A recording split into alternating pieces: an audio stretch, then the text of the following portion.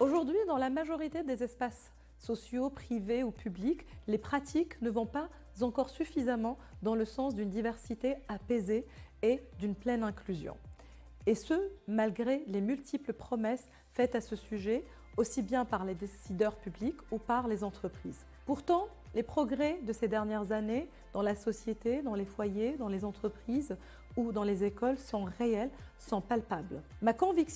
Notre conviction au sein de la chaire est qu'il faut à la fois informer, former et donner l'exemple dans l'espoir d'amener à réfléchir et à agir de manière à avoir un impact positif. La mission que nous nous sommes donnée est celle de participer à changer les représentations pour changer les comportements sur les sujets de la diversité et inclusion.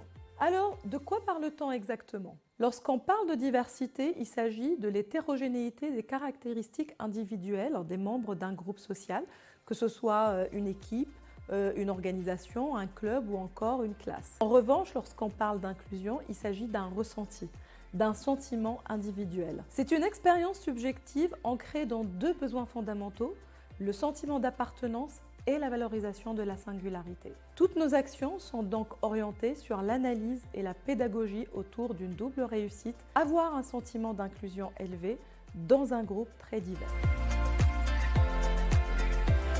Ces dernières années, nous avons choisi de nous concentrer sur trois publics principaux. Les élèves de l'EDEC tout d'abord, je pense ici surtout à un dispositif unique dans les grandes écoles, les ateliers violences sexistes et sexuelles Agir et en finir, organisés chaque rentrée depuis 2021 pour tous les nouveaux élèves de l'EDEC. J'ai aussi en tête notre séminaire tremplin diversité-inclusion qui s'adresse à tous les étudiants et étudiantes de première année de la grande école pour cultiver et développer un management inclusif. Les entreprises ensuite, elles sont d'abord invitées à co-développer avec nous des dispositifs pédagogiques, des études et des cas. Aussi, nous intervenons régulièrement auprès de plusieurs entreprises et associations autour de nos sujets de prédilection.